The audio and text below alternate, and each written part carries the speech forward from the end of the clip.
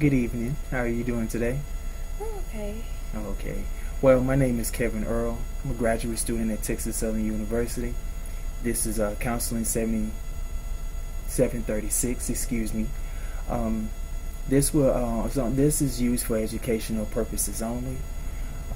This is only going to be shown between myself, my professor, as well as my classmates. As I stated, I'm a student at Texas Southern University, and this is only for educational purposes only. Now, as expressed in the informed consent, everything that is expressed between you and myself is completely confidential. Now, if it gets to the point to where things get too confidential and you don't necessarily want to speak about this even further on tape, we can go ahead and cancel the session, or cancel the videotape portion of the session, and we can continue with the story, Okay. or whatever it is that you have going on. Okay. Is that something that you can agree to, Miss Webb? Yes. Okay, well, I'm glad that you agreed to it. Once again, nice to see you. It's a pleasure that you came and saw me. So before we begin, I would like to know what brings you in today. Well, today it's just been kind of stressful. My work job is pretty easy, but on my way to the library, my roommate called me crying about a situation that happened last week that the TSU police did not handle correctly. And so I went to the TSU Police Department to try and handle the situation, or just to see what's been going on. And they just were kind of giving me the runaround at first, but then I finally got a chance to give my statement because it wasn't given in the report that was done like a week ago. So that's been really stressful to know that, to really see that TSUPD really didn't do their job and they falsified information in their report. Okay, so well, I'm hearing that you are a student at Texas Southern. Am I Yes. correct? So what job do you do at TSU? I work at the JSJ Business Computer Lab Okay. as a lab assistant. Okay.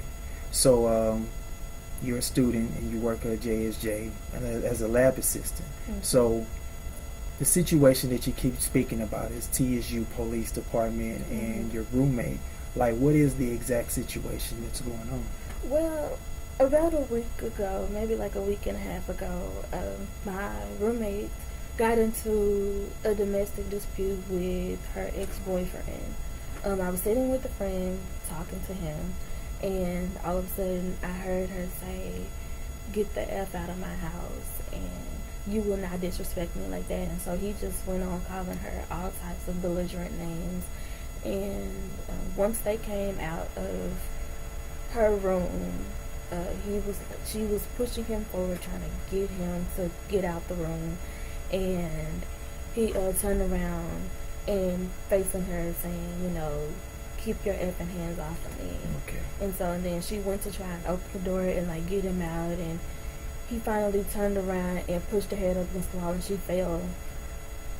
She fell over the trash can and scratched herself up, and like she hit her head. And she got back up and was like trying to push him out and was cussing, and it was just a lot of mess. Okay. You appear to be a little nervous. Is this explain that?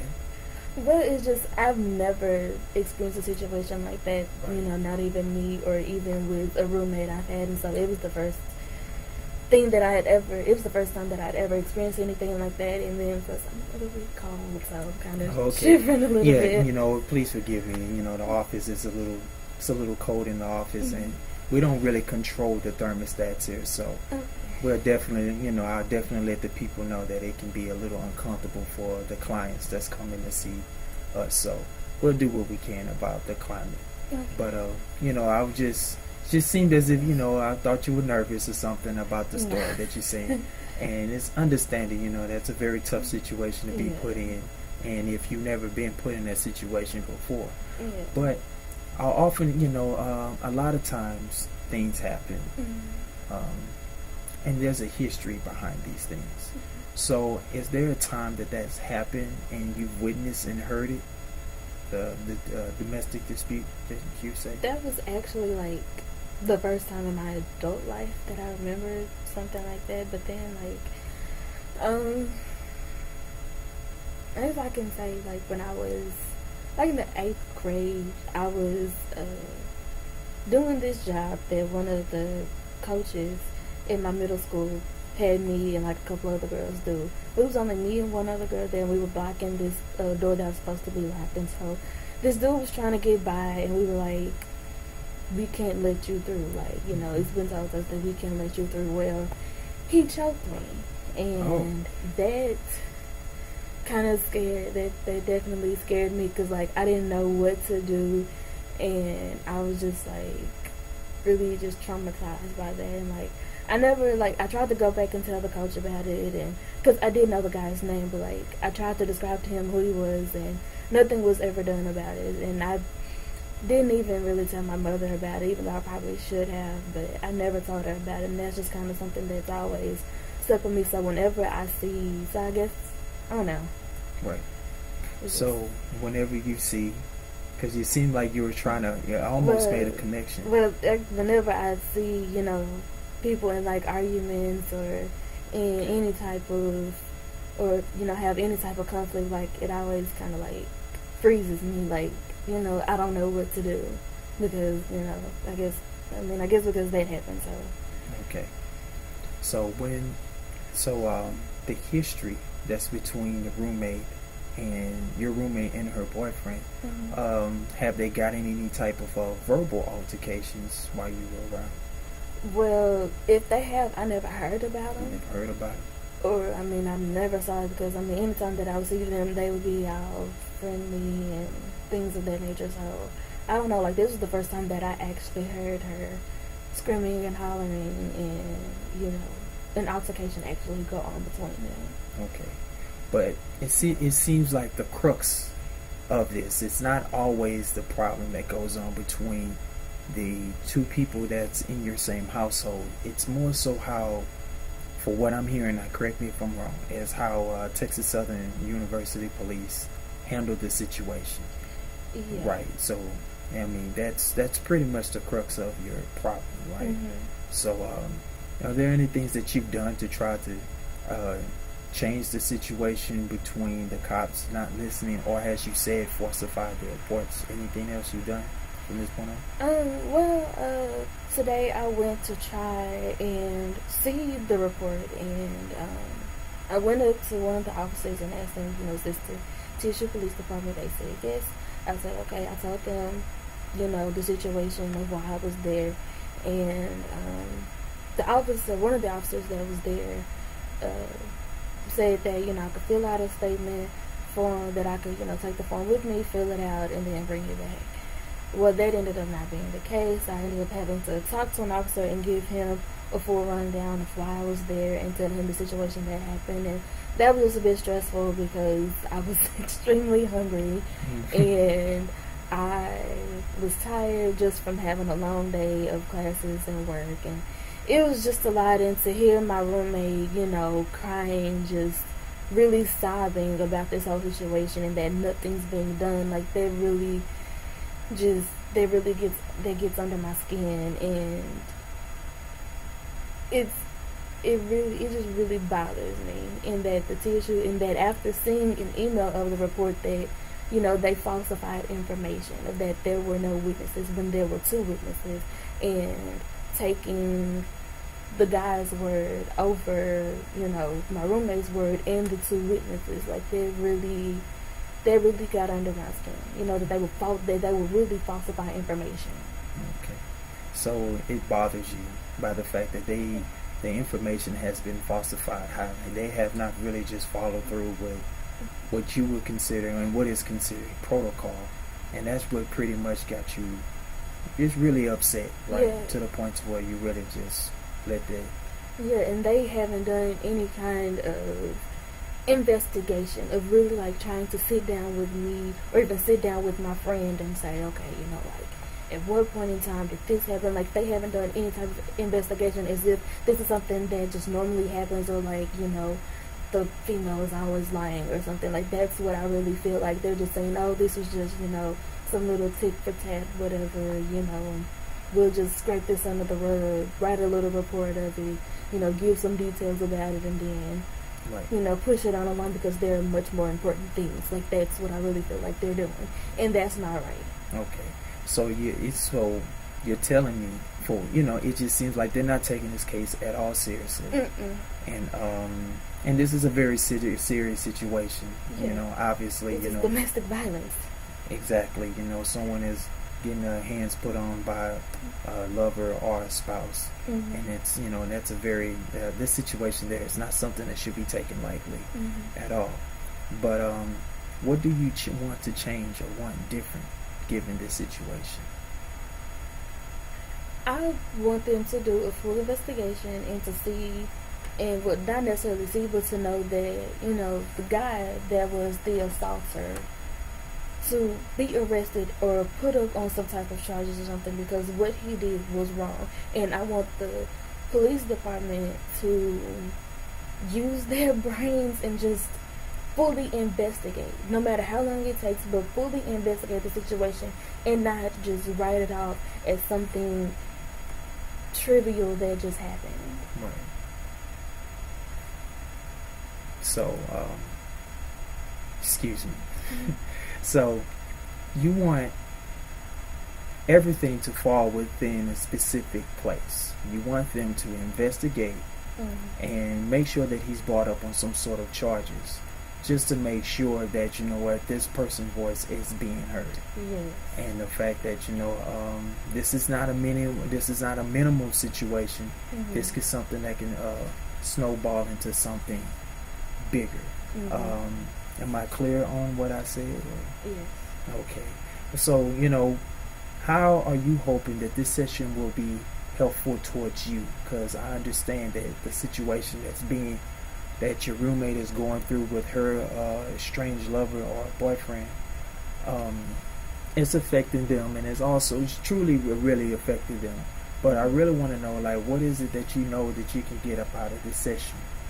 Well, I'm really hoping that I can get some type of stress relief or coping mechanism, or just something to just kind of help me to know that things are going to be okay, or just to let it go, or just something, because this is just really wrong. And at this point I really don't know what to do, but just to kind of sit and wait and see, and that's really nerve-wracking.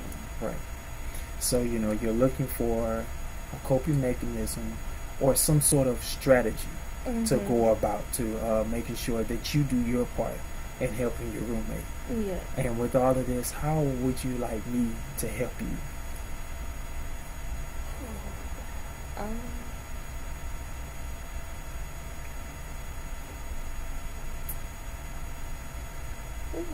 That's a hard question.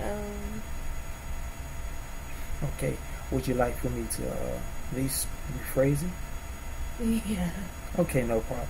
And what it's meaning is just that you having a situation that goes on, and for what I'm seeing, correct me if I'm wrong, it's a little bit out of your control, because your roommate are going through the domestic issues with her boyfriend, and you're making sure that you do your part as making sure you go ahead and giving your part of the situation which happened before you.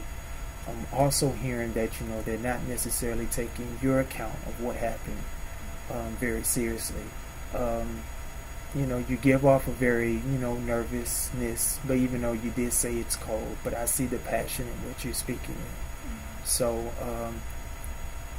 the fact that you're coming here to at least let this energy or let this problem out, how could I help you with that? And you've also named some, maybe you can help me come up with a coping strategy, or forget about it, all these other things. So within all the things that you just named and expressed, which is a very good thing, because at least you've already figured out, okay, this is what I can do. Excuse me.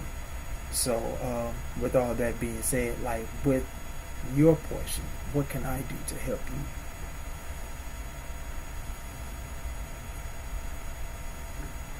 I guess to kind of help me possibly understand, how some of these things can happen, with the police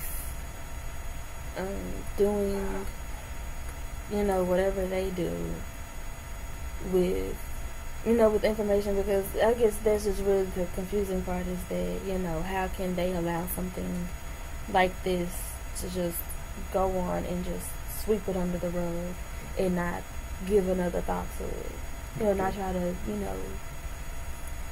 know and, know that this is something that is important. Because, no woman should ever get pushed or shoved or hit by a man. Like, that just should never happen. And so, I guess I really just want, maybe if you can, to try and, shine some light on, why that would be, or just maybe some advice for me on, what I can do from here on out. Absolutely. So, for what you need, just a little bit of guidance about, what is it that you can do for yourself if this situation was to arise again, or what to do from this point on, as far as coping mechanisms and all the other stuff, right? Excuse me, voice going in and out. Long day. So, you know what? Given the circumstances that you are in, and it's a very tough situation, and I see it's very heavy. Yeah, especially when my hands are tired and I can't do anything and I really want to. Right. So, I'm thinking about taking a different approach with this. Okay. It's a question I would like to ask you. It's called the miracle question, and it's a little different. But I want you, if you can imagine the situation in which you're going through, the stress that's surrounding you, and all the things that's at the peak, of all of this. If you were to go to sleep at night with all of this things going on inside of your mind, as well as your world with your roommate, the arguing, the fighting, the falsifying of a report, the frustration that you feel by the fact that your own voice is not being heard throughout this whole situation. If you can go to bed and you visualize, you of course you go to sleep, you wake up, and everything that ever bothered you about this entire situation was to go away. What would be the first thing you notice when you awake from this? Well, I think the first thing I'll notice is that it's daytime, sun is shining. Okay, that's good. It's daytime. Yeah, that's always the first thing I see, and then I look at my alarm clock to see what time it is to make sure it really is time for me to wake up. That's a great thing.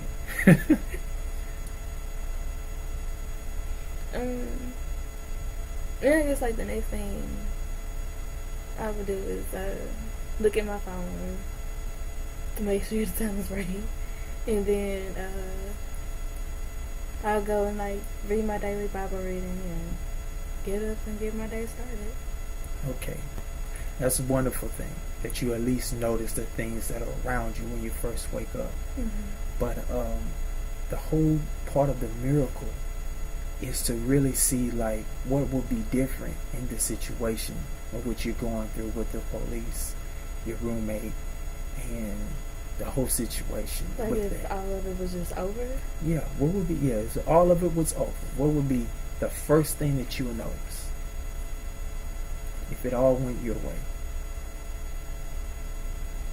I guess it would probably be if I was to see my roommate, she would probably, her relief in the fact that something has happened and it hasn't gone unnoticed. Right. But you know what? I noticed that you just lit up when you said your roommate's release night. Please, now I would like to know more about, how do you think that your roommate might feel from this? Definitely. She wouldn't be stressing about it. She wouldn't be crying, and she would be able to go on with her life and be able to live her life, not having this burden, for lack of better words, on her. And, she would really be able to finish out this semester with no problems, no problems and no issues regarding him in this case. So what would that's wonderful that you can at least connect with your roommate and seeing all of that. But how would you be different? Like what would be noticeably different about you?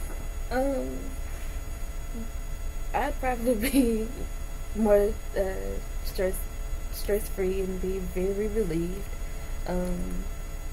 I would walk away knowing that even if I go to the police, something will be done. Even if I have to go to them 50 or 100 times, something will be done. And I would have faith in the police and our justice system, and that they will do something, even if there is very little evidence. They would try to investigate it the best they can.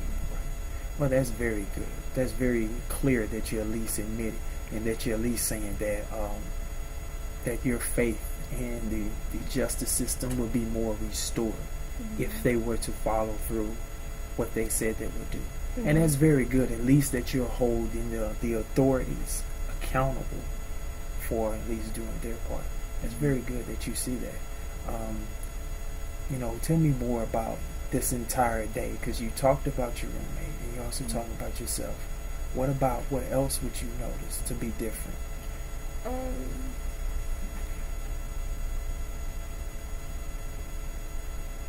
would be different?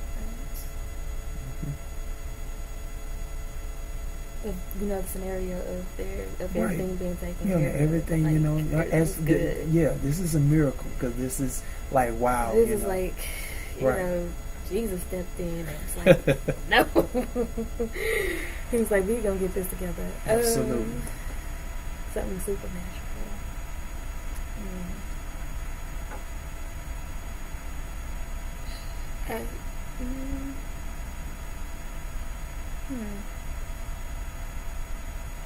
What else I would notice? And you notice yourself. Yeah, of course I would notice myself, but I think I would be more mindful to my surroundings and listening to people in their conversations and trying to make sure everything's okay. And I think that would definitely probably make me more observant, because now I don't have the stress on me that I normally would have, and I can look around and smile at somebody and say hi, how are you? I would definitely be in a much better mood to actually greet people and say hello and give a couple of hugs, and hopefully make somebody else's day. Oh, so for what I'm hearing, correct me if I'm wrong, what I'm hearing is if this miracle was to come about, you will be more observant, and you will actually pay more attention to your surroundings and greet people more. So that'll definitely be a more positive outcome with this. Am I correct? Yes. Okay. Even though this situation, when did this happen? This happened, said last week, right? Yeah, it happened in the beginning of last week. Okay.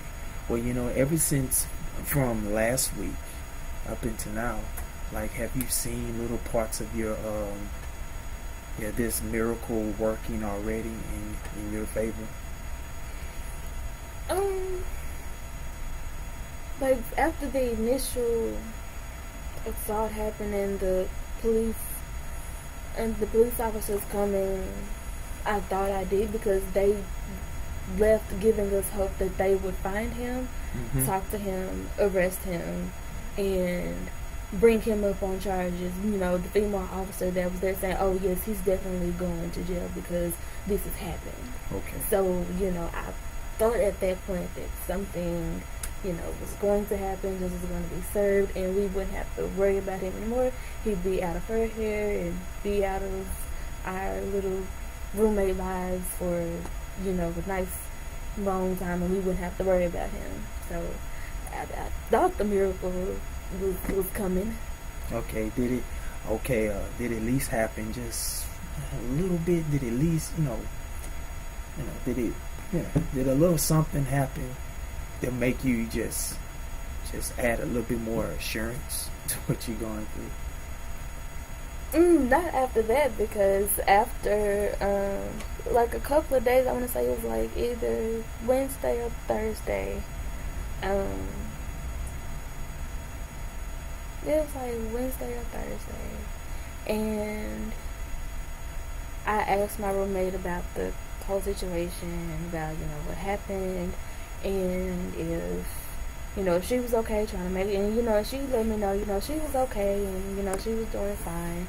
That she was still like a little bit shaken up, but she was okay. So I was like, okay, if she's good, then they gave me some breathing room. But then when her and her friend told me that that they weren't gonna arrest him and put him up on charges, that really kind of brought me down.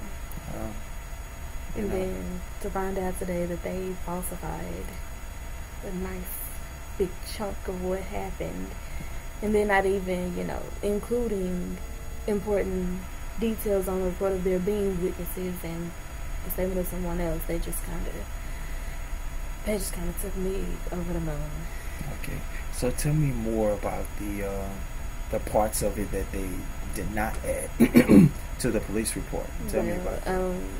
As I read the police report that my roommate emailed to me, and they didn't necessarily go into detail about everything she said about, him calling her belligerent names, which I don't necessarily want to get into. Right.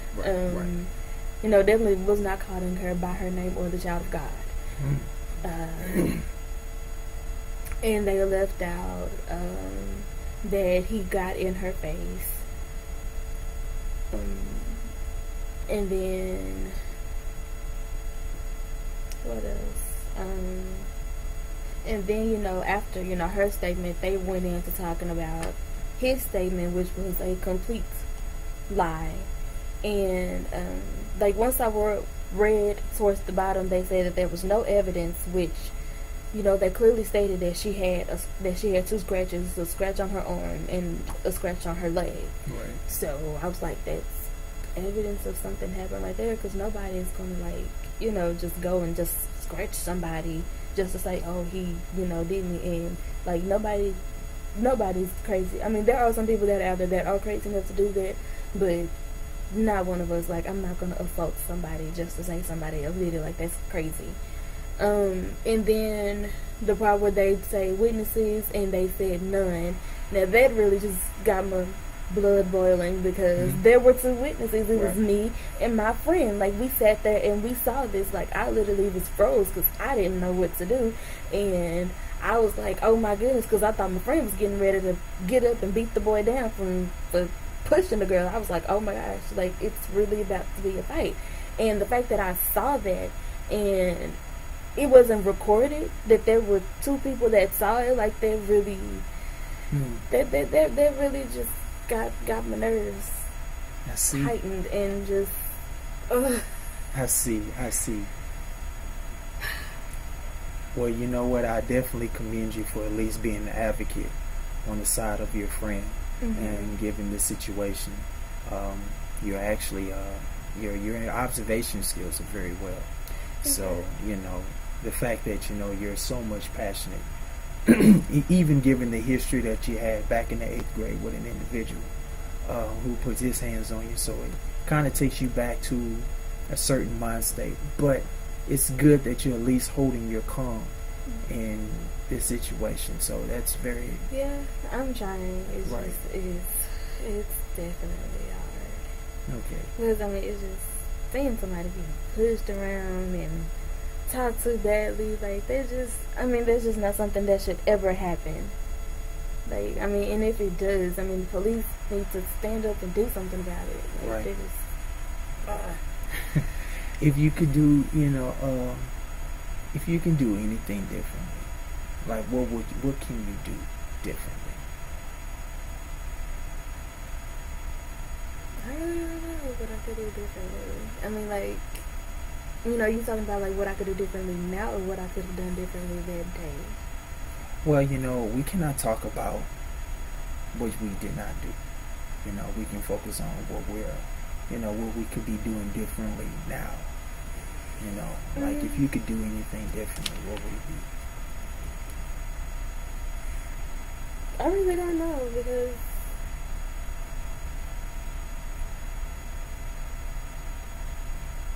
because I definitely, I was checking up on her, trying to make sure, my roommate was okay, and I guess I can really like stay on the police department about like trying to get an investigation going, Right. and possibly have us go to the the Houston Police Department to see if there's anything that they can do, because going to the TSU Police Department, I was able to describe to them, give one of the officers' names and then describe the other one. So, I think they kind of was like, okay, yeah, this is something serious. Like, this really happened because, if this was something that didn't really happen, I wouldn't have been able to give you an officer name or, like, a description of the officer. Like, I wouldn't have been able to do that. So, Okay. yeah. You know what? From a scale from 1 to 10, how do you rate your involvement in making sure that your roommate's story is being told? Like 1 as being I'm not at all interested in what's going on, I wish it all go away, and then being number 10 is like I want to make sure that this individual is being persecuted at the highest of the law. Like if you can, given the work that you've done from 1 to 0, from 1 to 10, where would you see yourself at right now? At this point, I definitely see myself. I want to say a 10, but really not, because I do have other things that I'm having to do as far as like schoolwork and work and preparing for graduation in December. Congratulations. Thank you. I want to be, at a 10 of being involved, but I would have to say I'll probably be like an 8, only because I, do have other things to worry about for myself, not, putting off her well-being, but just also being mindful of my own. Right. And that is wonderful that you see yourself at a 8. Out of all the things that you're going on, your pending graduation in December. And, I noticed that you said something about my own safety, as in you referring to yourself, because this is an individual that's in your home, that's being a threatening presence towards your roommate. Yeah, so that is an extremely wonderful thing that you're able to, making sure that you compartmentalize all these things that goes on in your world. That's a really good thing. And I really like to commend you for at least coming in to at least talk about all the things that's going on inside your world and letting me in a little bit and about the work that you do. So I really admire your strength in this whole situation, and I really admire the fact that you are going about it the right way, to making sure that your voice is being heard, and you're following protocol to make sure that you get the attention of the police. Thank you. That's no problem. But before we close, though, I would like to leave you with a homework assignment. Okay. What I want you to do, these thoughts that you have, because sometimes I can sense a little bit of frustration. And you also said that, can you help me figure out a coping mechanism for what I'm going through right now? Are you comfortable with me as you went homework before I even go there? Okay. How would you like if you went up to your roommate and you went with your roommate to at least go handle these problems with her and her spouse, that the problems that they have, and as far as like domestic dispute, would you like to go down there with her and make sure you go through the process with her to make sure that everything is done correctly? Yeah. Okay. And I'm glad that that's good that you agreed to that. Another homework assignment that I have for you is to, if you can, in the midst of all your stressors, in the midst of everything, can you take down your thoughts and write them down? Because it seems like, it seems like I'm reaching a little bit, like, you have a way with words. Have you thought about just writing this type of stuff out, as far as putting them in a poetic style or something? Okay. Well, if you can, if you can write a poem, or go ahead and try to reach out to some sort of women's groups about domestic violence, and try to learn as much information as you can, so you can share it with her, and it'll definitely be an experience for you. Okay. So, are those assignments or something that you're comfortable in doing? Yeah, I can definitely write down my thoughts. No problem. But I've really enjoyed you. Thank you for coming in and talking to me. Is there anything else before we conclude our session? That's it, but thank you for saying. No problem. I have, if anyone has an issue and they're willing to see me, we'll definitely sit down and discuss. So with all that being said, you have a good night and have a safe ride home. You too. Okay. Have a nice one.